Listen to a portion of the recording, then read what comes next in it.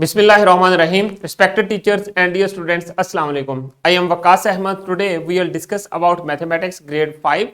This is our unit number 6 and it is about unitary method and our lesson number 2. In this lesson we will discuss the SLO, calculate the value of one object of the same kind when value of many of these objects is given. हमने previous lesson में जो SLO discuss किया था वो था कि एक object की वैल्यू गिवन थी, हमने मैक्सिमम या मैनी ऑब्जेक्ट्स की वैल्यू फाइंड करनी थी। वहां पर हमने मल्टीप्लिकेशन को यूज किया था और उसी प्रोसेस को हम लोग यूनिटरी मेथड कहते हैं। अब यहां पर क्या है, आज के एसएलओ में value of many objects given है होगी, बट हमने सिंगल ऑब्जेक्ट्स की या फिर उनसे जो गिवन ऑब्जेक्ट्स हैं उनसे कम या ज्यादा ऑब्जेक्ट्स की वैल्यू फाइंड करनी है। वो आज के लेसन में हम लोग देखेंगे। अब आ जाएं लेसन प्लान की तरफ। टीचर्स लेसन प्लान हमारे डिस्क्रिप्शन बॉक्स में से डाउनलोड कर सकते हैं। तो प्री असेसमेंट की तरफ चलते हैं। ऑब्जर्व करें इन पेंसिल्स को, क्वेश्चन की स्टेटमेंट को देखें और कैलकुलेट करें कि क्या कैलकुलेट करना है। हर स्टूडेंट ने अपनी नोटबुक के ऊपर इसकी कैलकुलेशन करनी है और फिर अपने टीचर को चेक करवाना है। देखें, calculate the cost of 6 pens. कितने पेन्स की कॉस्ट फाइंड करनी है? 6 पेन्स की।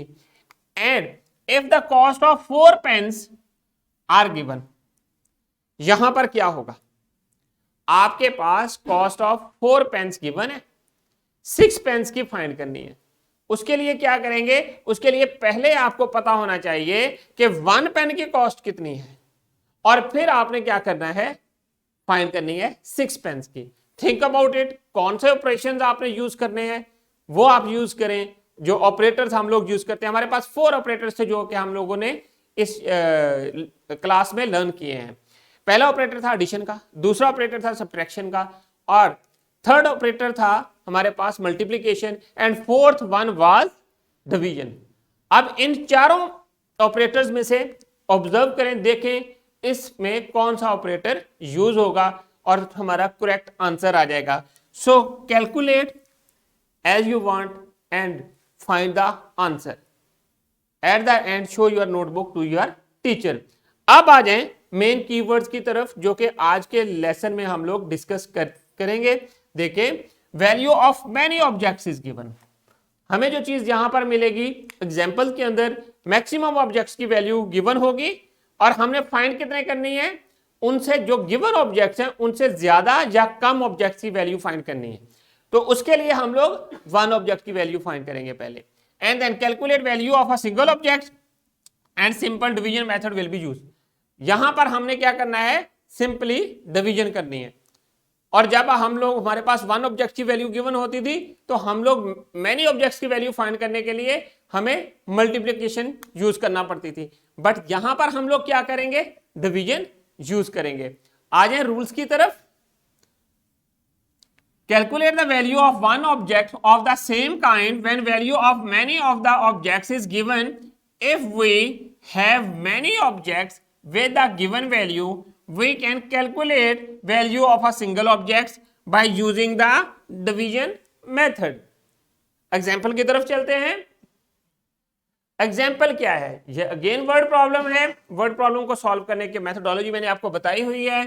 पहले रीड करते हैं, फिर उसको प्लान टू सॉल्व करते हैं and then check at the end, sorry इसमें थर्ड नंबर पे solution and then check fourth number पे। सो अब आपके पास आ जाए, the cost of 10 tennis balls is ₹1560।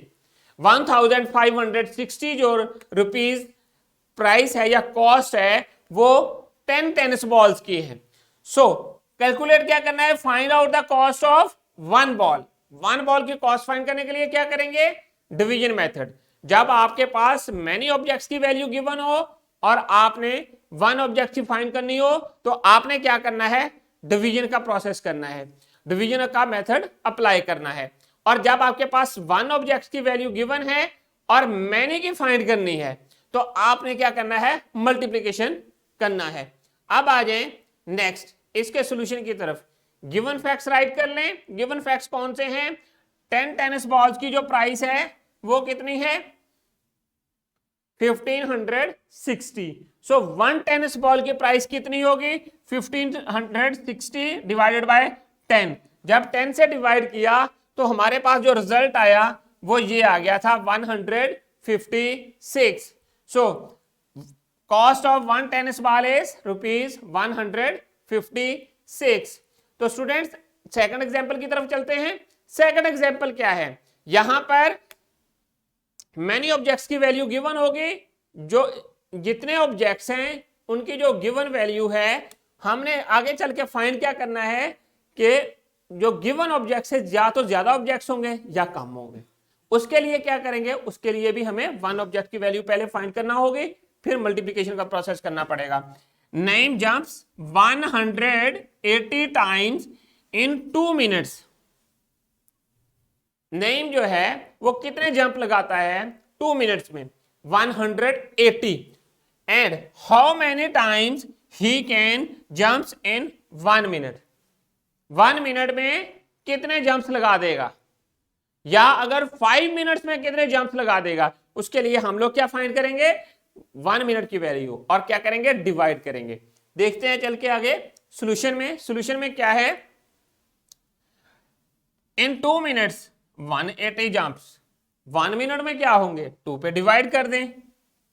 Divide किया तो 90 टाइम्स इन 1 मिनट, 180 का हाफ आ गया। सो अगर हमने 5 मिनट में फाइंड करने होते नंबर ऑफ जंप्स, तो 90 को हमने क्या करना था? 5 से मल्टीप्लाई कर देना था। सो 45 450 जंप्स बन जाने थे। तो स्टूडेंट्स अब आ जाएं वर्कशीट की तरफ। हर स्टूडेंट ने ये वर्कशीट इंडिविजुअली क्लास में कंप्लीट करने के बाद अपनी टीचर को सबमिट करवानी है। तो अब आ जाएं रैपअप की तरफ। आज के लेसन में हम लोगों ने क्या चीजें देखी? हमारा आज का एसएलओ था calculate the value of 1 object of the same kind when the value of many of these objects is given, and then value of many objects are given in a value by dividing the given value of a many objects with the number of objects we will get the value of single object। हमने क्या करना है? Value of many objects जो given होगी उसको divide कर देना है total number of given objects के ऊपर। सो हमारे पास 1 ऑब्जेक्ट की वैल्यू आ जाएगी। इसी तरह आपने यही डिवीजन की जो मेथोडोलॉजी है वो उस वक्त अप्लाई करनी है जब आपके पास value of many objects given है और आपने 1 या सिंगल ऑब्जेक्ट की वैल्यू फाइंड करनी है। और मल्टीप्लिकेशन की मेथोडोलॉजी आपने उस वक्त यूज करनी है जब आपको 1 ऑब्जेक्ट की वैल्यू का पता है और आपने मैनी ऑब्जेक्ट्स की वैल्यू फाइंड करनी है। तो स्टूडेंट्स अब आ जाएं होमवर्क की तरफ। होमवर्क में आप लोगों ने क्या करना है? ये दोनों एक्टिविटीज हैं, ये आपकी बुक में गिवन है। यूनिटरी मेथड वाले जो आपका यूनिट है, यूनिट नंबर 6, वहां पर गिवन है, वहीं पे आपने कंप्लीट करनी है। और नोटबुक्स के ऊपर कंप्लीट करने के बाद अपनी नोटबुक टीचर को सबमिट करवा देनी है। एंड देन डिस्क्रिप्शन बॉक्स की तरफ आ जाएं।